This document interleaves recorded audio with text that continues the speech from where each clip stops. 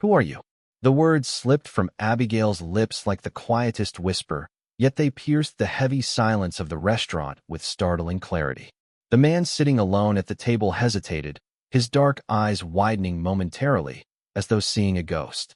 His hand tightened around a silver ring on his left hand, a ring Abigail recognized instantly, etched with an intricate swirl she'd known all her life. Abigail's heart hammered in her chest. Why did he react that way when I mentioned Mom's name? Something was off, painfully, irreversibly wrong, and Abigail needed answers. On the outskirts of Syracuse, New York, where biting winters and fleeting summers painted life in shades of resilience, stood the Sterling, an upscale restaurant whose glass walls mirrored the glittering city lights.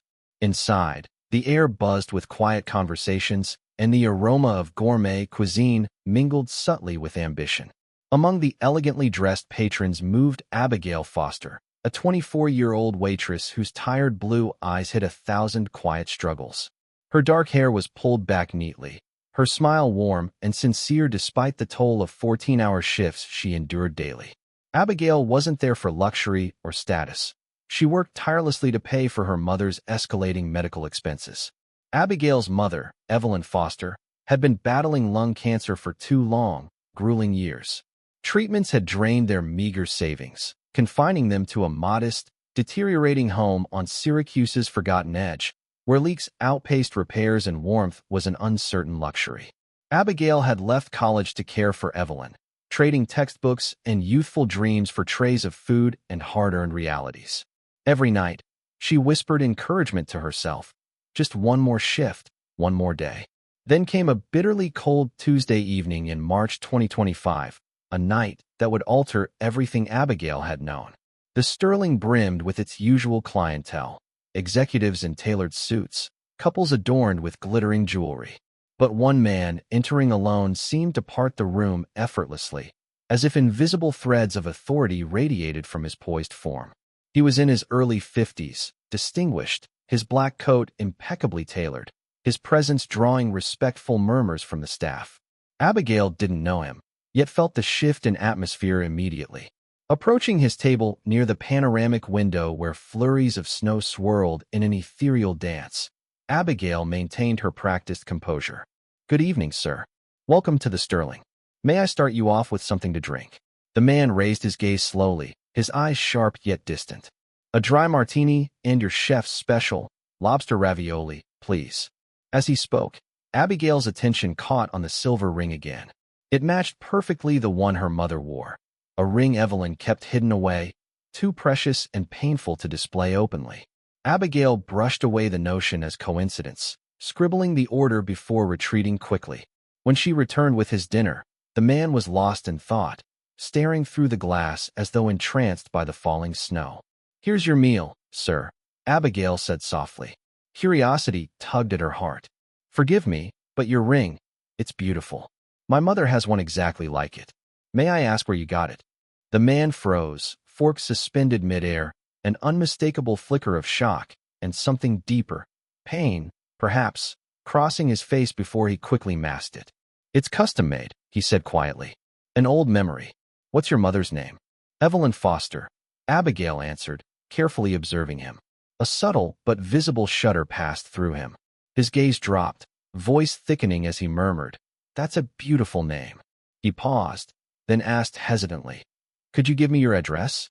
I'd like to send a token of thanks." Abigail hesitated, wary of strangers asking for personal details. Yet there was no threat in his eyes, only desperation and something almost pleading. Against her better judgment, she jotted down her address on a napkin. He left shortly after, leaving behind a lavish tip that only heightened her unease. Unable to shake the encounter, Abigail returned home restless. Evelyn was asleep, frail beneath the worn covers.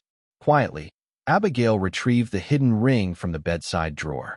It matched exactly, each swirl, each delicate etching identical. Her breath hitched. Who was that man? The next morning, a firm knock startled Abigail awake. In faded sweats and an oversized Syracuse University sweatshirt, she opened the door cautiously, heart seizing at the sight. "You?" Abigail's voice shook with disbelief. "I'm Jonathan Greer," the man spoke calmly. Can I come in? Jonathan Greer. Abigail recognized the name instantly. A billionaire tech magnate whose ventures dominated headlines. Dazed, she stepped aside, allowing him into their humble home. I must see your mother, Jonathan said quietly, an undeniable urgency in his tone. Reluctantly, Abigail led him to Evelyn's room. Her mother's eyes widened in shock and recognition. Jonathan. Jonathan staggered slightly, gripping the doorframe as if anchoring himself against memories long buried. Evelyn, my God. Confusion flooded Abigail. You know each other? Jonathan didn't answer immediately. His voice trembled as he asked, Is she? Evelyn's eyes glistened. Yes, Jonathan. She's your daughter. The revelation struck Abigail like lightning. Her knees weakened, breath catching painfully. Mom, how could you? Evelyn's voice was a frail whisper.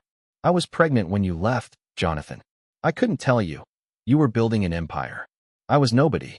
Jonathan sank into a chair, his expression haunted. Abigail's fury and confusion overflowed, spilling out uncontrollably. You hid this from me, Mom.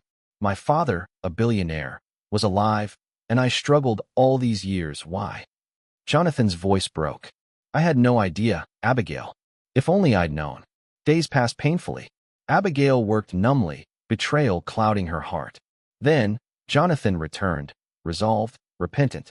I owe you both an apology. He began sincerely, kneeling beside Evelyn. I chose success over love. Discovering Abigail exists, it shattered me. I want to make things right. Abigail scoffed, doubtful. You can't just fix 24 years overnight. Jonathan met her gaze steadily. I know I don't deserve immediate forgiveness, but I'm asking for a chance. I've already arranged private treatment for Evelyn in New York City, paid in full. And your debts, they're cleared. Stunned silence enveloped Abigail. Evelyn reached shakily for Jonathan's hand. I forgive you. Abigail wavered, emotions breaking her resolve.